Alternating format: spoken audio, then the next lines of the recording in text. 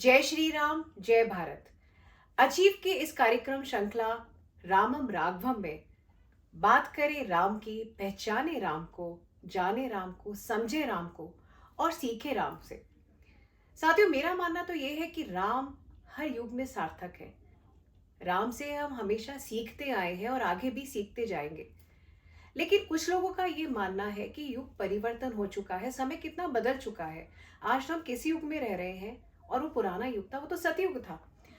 आज हम जनरेशन अलग हो चुकी है और हम जेन जी की बात करते हैं, जेन जेड की बात करते हैं, जो एक इंटरनेट जनरेशन है। 2000 के बाद की जो जनरेशन है, वो अपने आप को बहुत अपडेटेड मानते हैं और वो बिल्कुल मॉडर्न है। और उनको ये समझाना कि राम हर युग में कैसे सार्थक है, आज भी सार्थक है और कल भी सार्थक रहेंगे। तो साथियों, हमारे साथ हैं मोटिवेशनल गुरु, life coach doctor Nitin Saraswat. हम इनका बहुत बहुत स्वागत करते हैं और आइए हम अपनी बात को आगे बढ़ाते हैं नितिन सारस्वत जी के साथ। नितिन जी, आज हम बात करते हैं जेनरेशन जेड की, आप जिसको जेन जी कहते हैं। तो एक तो ये जेन जी है क्या? जनरेशन, ये कौन सी जनरेशन है जिसको हम जेन जी कहते हैं? Thank you very much Anupama ji and सभी सुनने वालों को मेरा नमस्कार।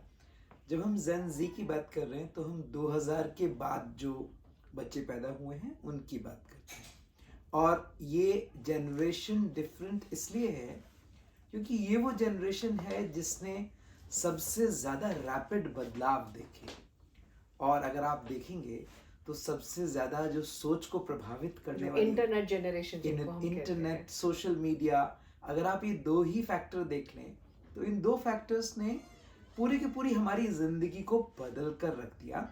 इसलिए जो जेनजी है, इसका सोचने का, जिंदगी को जीने का तरीका, जो मिलेनियल थे, जो 2000 से पहले 2000 के आसपास पैदा हुए थे लोग, 1990 से 2000 के बीच में, उनसे एकदम अलग है। और मैं आपको कॉन्ग्रेचुलेट करना चाहूँगा कि आपने कितना अच्छा एक टॉपिक लिया है कि Ram in the era of Gen Z, कि क्या आज भी राम जो नई जनरेशन है उसके लिए तर्क संगत हैं या नहीं है।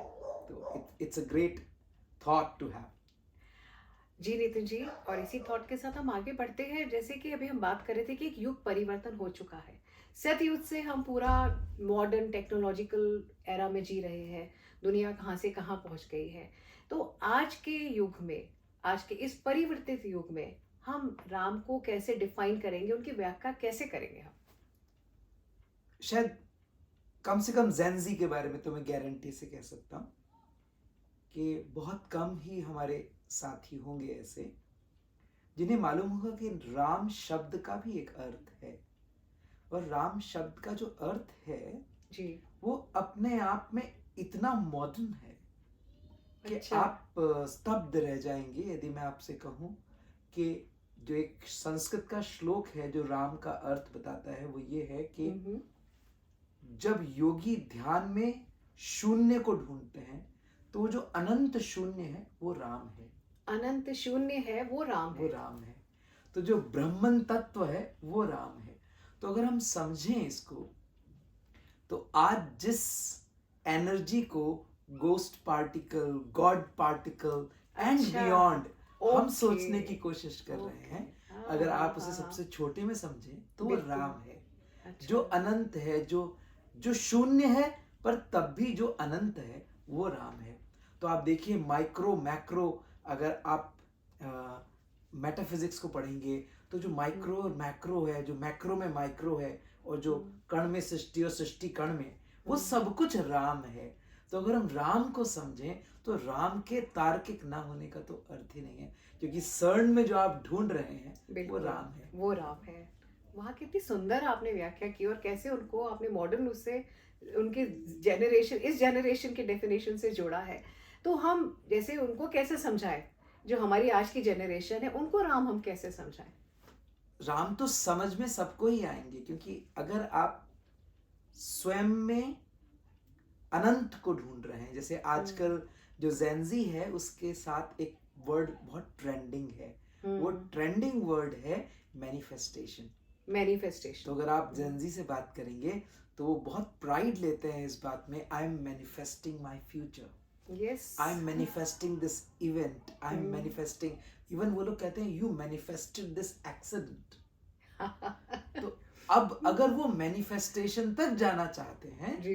तो जो उन्हें अपने भीतर तलाशना होगा, जिससे उन्हें भीतर तक जुड़ जाना होगा, वो राम है। वो राम है। अब वो बिल्कुल। उसे मैनिफेस्टेशन पावर कहें हाँ। तो हमें कोई आपत्ति नहीं है, पर हाँ। हम उन्हें बता सकते हैं कि अच्छा तुम इसे मैनिफेस्टेशन पावर कह रहे हो ना, इसके लिए जिस शून्य से तुम्हें जुड़ना पड़ेगा, हाँ, वही तो राम है। वही तो राम है। जो तुम मेडिटेट करने के लिए बैठते हो और जो मेडिटेट में तुम्हारा एब्सोल्यूट ब्लिस जिसे तुम एक्सपीरियंस कर सकते हो, वही राम है। बिल्कुल। लेकिन आज जैसे हम देखते हैं, आज हम अपने बच्चों को देखें, जैसे जो जेन ज़ी की हम बात कर रहे हैं, इंटरनेट जनरेशन की, जो सोशल मीडिया और इससे इतना जुड़े हुए हैं और बहुत आगे भाग रहे हैं, और अच्छा भी है, प्रोग्रेस होना बहुत अच्छा है। लेकिन कई आज के युग में हम ऐसे उनको ये समझाएं, मर्यादा कैसे समझाएं उनको? क्या मर्यादा, क्योंकि राम को तो हम मर्यादा से जोड़ते हैं, और इनके आज की जनरेशन को हम मर्यादा कैसे समझाएं? देखिए, आप जैसे ही मर्यादा शब्द को लेकर आएंगे, जो न्यू जनरेशन है उसे लगेगा कि आप उन्हें रूल्स एंड रेगुलेशन में बांधने की कोशिश कर रहे हैं। मर्यादा को वो बंधन समझते हैं, बंधन की तरह समझेंगे। पर अगर आप मर्यादा को, पुरुषोत्तम राम को भी देखेंगे तो ऐसा नहीं था कि वो किसी फिक्सेटेड रूल के साथ चल रहे थे। तो मर्यादा को हम दो पार्ट्स में बांट सकते हैं। एक तो है मोरालिटी, जो फिक्स्ड होती है, और एक है जिन्हें हम बोलते हैं ह्यूमन वैल्यूज। जी। तो जो ह्यूमन वैल्यूज हैं उन्हें आज की तारीख में हम एथिकल वैल्यू कहते हैं। जी। तो जो एथिकल वैल्यू हैं वो हर समय, हर समाज और हर धर्म की एक ही जैसी होती है। बस थोड़ा शब्दों का परिवर्तन हो गया है, लेकिन है वो वही बात। तो जो बंधन लगे उसे आप मोरालिटी कह सकते हैं, क्योंकि जो मोरालिटी है वो एक्सप्लेन नहीं की जाती, वो थोप दी जाती है। मेरे पिताजी ने एक काम किया या मेरी धर्म ने कहा ये मत किया करो, उसे आप साइंटिफिक तरीके से एक्सप्लेन नहीं कर सकते, वो मोरालिटी है। पर मर्यादा मोरालिटी से कहीं ऊंची चीज है, कहीं ऊंची चीज है। मर्यादा का अर्थ है आपकी ह्यूमन वैल्यूज का epitome, the highest of your human values. Rightly said. तो आज की जनरेशन जिसे लेफ्टिज्म या एक्टिविज्म बहुत पसंद आता है, जो कहती है कि आप मेरे राइट्स मुझको दो, उसके लिए तो राम और तर्क संगत हो गए। जो मर्यादा है वो एकदम तर्क संगत हो गई। कैसे? जो भी अधिकार मांगेगा उसको तो इक्वालिटी क्रिएट करनी पड़ेगी ना वर्ल्ड में। अगर आप कभी भी इम्बैलेंस ले आएंगे तो अधिकार मांगने की बात अधूरी रह जाएगी, क्योंकि अधिकार जो होते हैं वो हमेशा इक्वानिमिटी से आते हैं, और आप अधिकार मांगेंगे तो साथ में रिस्पॉन्सिबिलिटीज भी आपको एक्सेप्ट करनी पड़ेंगी। जब आप अधिकार और रिस्पॉन्सिबिलिटी वाला, जो सबको अधिकार दे ऐसा वर्ल्ड की बात करेंगे, तो वही तो मर्यादा है। हर किसी को ये पता है कि उसकी ड्यूटीज क्या हैं, बिल्कुल, और उसके राइट्स क्या हैं, और हर कोई अपनी अपनी हिस्से की ड्यूटीज और अपने अपने हिस्से के राइट्स को बिना किसी प्रेशर के, प्लेजर के साथ फॉलो करता है। यही राम राज्य है। आपके कहने का मतलब है कि यही हमारी जनरेशन जो अपनी राइट्स की बात करती है, वो अपनी ड्यूटीज को भी उतना समझने लग जाए तो वो अपने आप मर्यादा में आ जाएंगे, समझेंगे ही। प्रॉब्लम कहाँ है? जैसे ही हम मर्यादा की बात करते हैं, उनको लगता है शायद कोई पुराने जमाने का व्यक्ति उनके कपड़े पहनने के तरीके पे प्रश्न उठाएगा, तो हमें उसको अलग तरह से समझाना पड़ेगा, पार्टी करने के तरीके पे प्रश्न उठाएगा। मर्यादा में ये सब कुछ है ही नहीं। मर्यादा में सब कुछ है नहीं। मर्यादा में तो ये है कि यदि आप एक स्टूडेंट हैं तो आपकी सबसे पहली मर्यादा है कि आप अपनी पढ़ाई को बहुत अच्छे से करें, और वो कर भी रहे हैं, बिल्कुल। यदि आप एक रिलेशनशिप में हैं तो आपकी मर्यादा ये है कि आप उस रिलेशनशिप को वैल्यू करें और रिस्पेक्ट करें। अब आप देखिए, जिसको अपने राइट्स चाहिए, अगर वो दूसरे के राइट्स का सम्मान नहीं करेगा तो वो दुनिया में राइट्स मांग कैसे पाएगा? बिल्कुल फिर तो ऑटोक्रेसी आ जाएगी। तो अगर वास्तव में कोई है जो जेन्युइनली मर्यादा शब्द के बहुत नजदीक बहुत है नजदीक है। तो वो तो जेंजी हुई, वो तो जेंजी हुई क्योंकि उसको तो राइट्स चाहिए। बहुत लॉजिकली आपने इनको कन्विंस किया है हमारी जेंजी को। और आपने इतनी बात कर ही दी है तो हमारी जेंजी को हम ये भी बता दें, आप पर्सनल मैनेजमेंट सिखाते हैं लोगों को, तो हम राम के जीवन से अपने जीवन का प्रबंधन, पर्सनल मैनेजमेंट कैसे सीख सकते हैं? देखिए, राम के बारे में जो एक सबसे मजेदार बात है वो 12 कला परिपूर्ण है। तो अभी हम क्योंकि जेंजी के बारे में बात कर रहे हैं तो इसलिए हम टेक्निकल वर्ड्स पे नहीं जाएंगे। 12 कला का सिंपल सा अर्थ है दोस्तों कि वो 12 वैल्यू सिस्टम, 12 क्वालिटीज अपने अंदर रखते थे। तो उन क्वालिटीज में अगर हम केवल 2 क्वालिटीज को देख लें तो वो 2 क्वालिटीज आपके पर्सनल मैनेजमेंट को परफेक्ट करने के लिए काफी है। नंबर 1, राम को रिलेशनशिप्स निभाना बहुत अच्छा आता था। यस अगर आप राम को पढ़ेंगे जी, तो राम के पूरे जीवन में उन्होंने इवन रावण के साथ भी अपने रिलेशन को, उन्होंने दुश्मनी कैसे निभाते हैं ये भी बहुत अच्छे से बताया कि देखिए, और उसका शत्रु का मान भी रखा, शत्रु का ऐसा भी नहीं मान उनका रखा। मान भी रखा। मान रखा। उन्होंने पिता के साथ रिलेशन कैसे निभाते हैं ये भी बहुत अच्छे से बताया। उन्होंने हर रिलेशन को निभाने का बहुत अच्छा तरीका हमको दिया।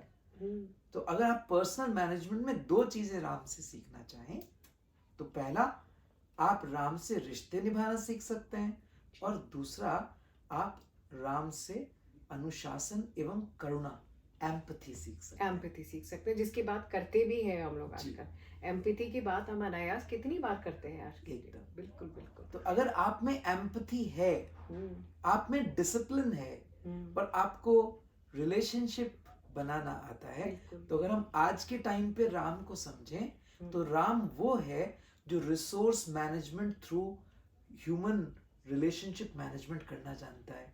जो गांव एक जंगल में है, एक बहुत प्यारी आपको एक्सपेरिमेंट बताता हूँ अपने दोस्तों के लिए भी, कि IIM अहमदाबाद, मेरा सौभाग्य है कि मैं उनके साथ भी काम कर चुका हूँ, तो IIM अहमदाबाद एक बहुत छोटा एक्सपेरिमेंट कराता है।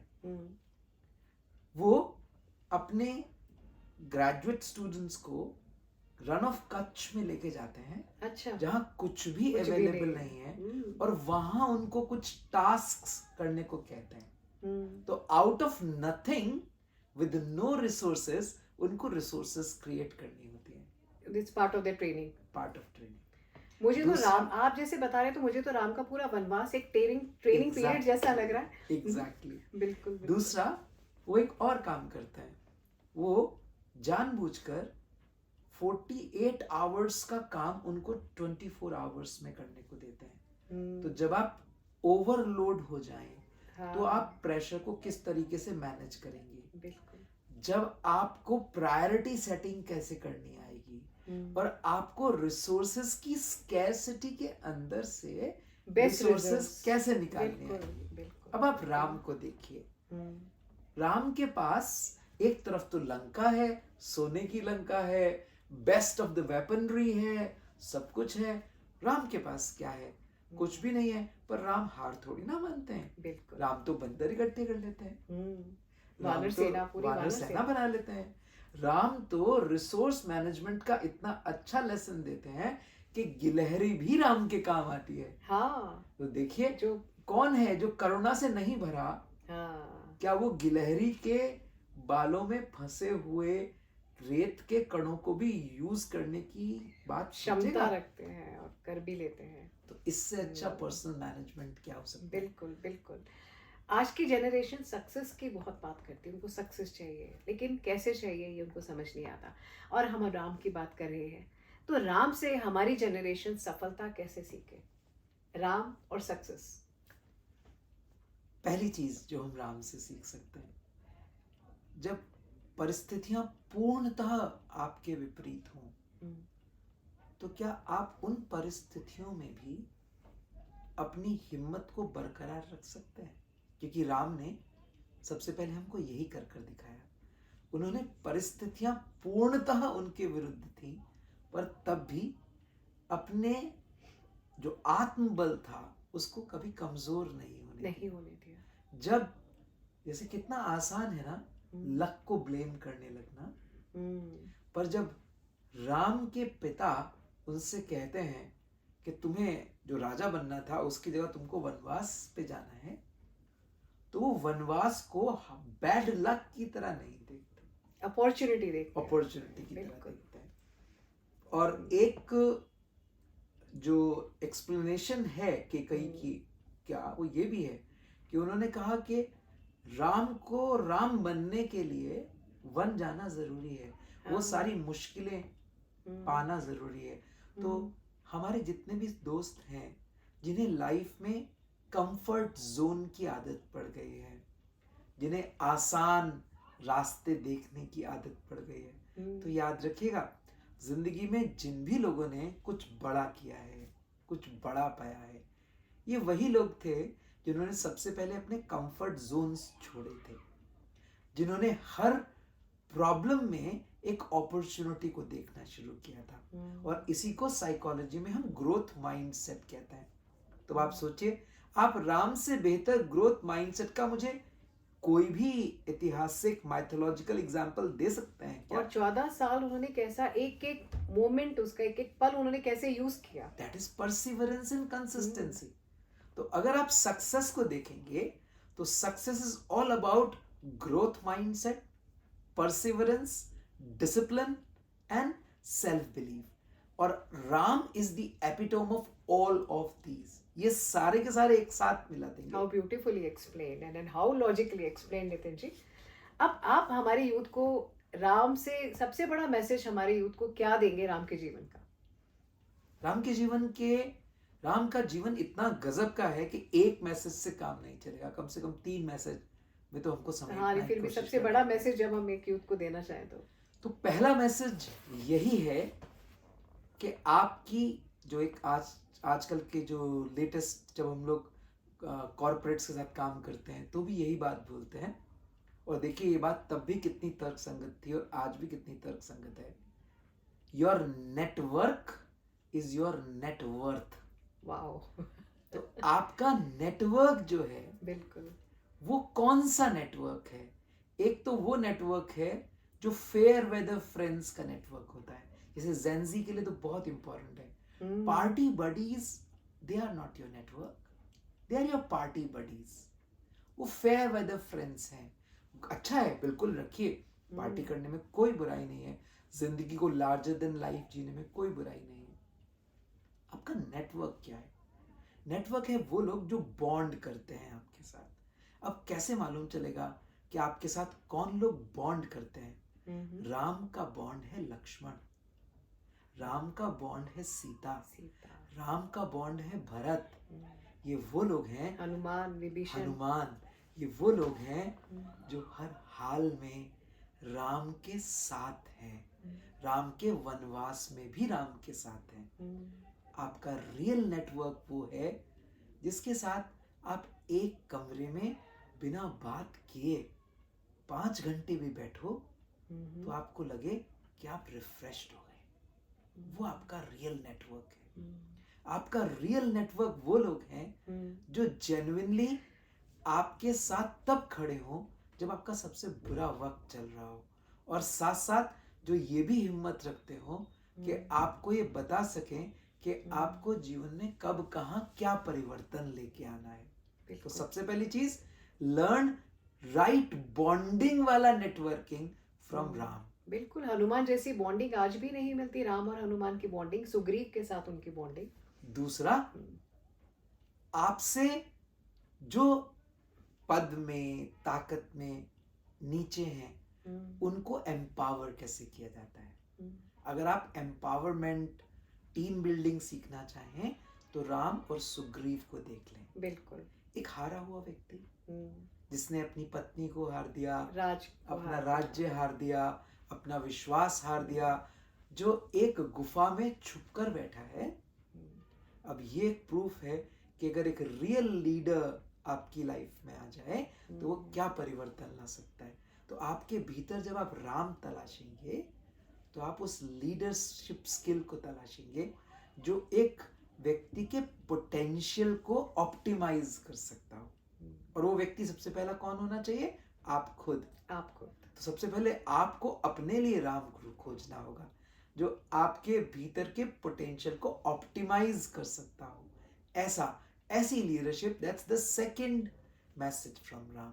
Third and the final message from Ram, आपके जीवन में लगातार आप कितना भी अच्छा काम करें तब भी ऐसा निश्चित होगा कि आपके क्रिटिक्स होंगे, और उन क्रिटिक्स के बाद भी आप अपनी जिंदगी को कितना अच्छे से चला सकते हैं। क्योंकि आप देखिए, आज भी राम की आलोचना करने वालों की कोई कमी नहीं है, और मुझे पूरी यकीन है कि जब राम राम होंगे तब भी आलोचना होगी। पर तब भी आलोचक जो होते हैं उनके साथ आपको ऐसा ही व्यवहार करना चाहिए कि आप उनकी बात को सुने और उनकी बात से अपने अंदर बेहतरी, परिवर्तन लाने का प्रयास करें, पर वो आपके आत्मविश्वास को ना तोड़ पाए। मुझे लगता है वैसे तो राम पर 30,000 लेसन दिए जा सकते हैं, पर ये 3 लेसन भी अगर हम अपना लें तो कहते हैं ना, हरि अनंत हरि कथा अनंता। लेकिन मुझे लगता है नितिन जी, मुझे पूरा विश्वास है जो आज आपने समझाया है, इस ज़ेन ज़ी को इतना अच्छे से कोई नहीं समझा पाया होगा राम के बारे में, और कितना कुछ सीखने को है राम से। अगर वो समझे, सीखना चाहे, तो राम के जीवन से आज भी हम कितने लेसन्स ले सकते हैं जो आज भी उतने ही सार्थक है जैसे पहले कभी सतयुग में हुआ करते थे। मेरा बस एक निवेदन है, नहीं मैंने आपको समझाया नहीं है, मैंने केवल आपके सामने कुछ तर्क रखे हैं, लॉजिक्स रखे हैं, क्योंकि इसे, वरना जैसे ही मैंने समझाया कहा फिर से हम ईगो में अटक जाएंगे। बिल्कुल नहीं समझाया, बिल्कुल नहीं। हमारा मैसेज, हमारा तरीका है हम कुछ लॉजिक्स आप तक प्रेजेंट करें। तो हम यही कहना चाहेंगे कि आगे भी हमारे साथ जुड़े रहें और बात करें राम की, पहचाने राम को, समझे राम को और सीखे राम से। जय श्री राम, जय भारत। जय श्री राम।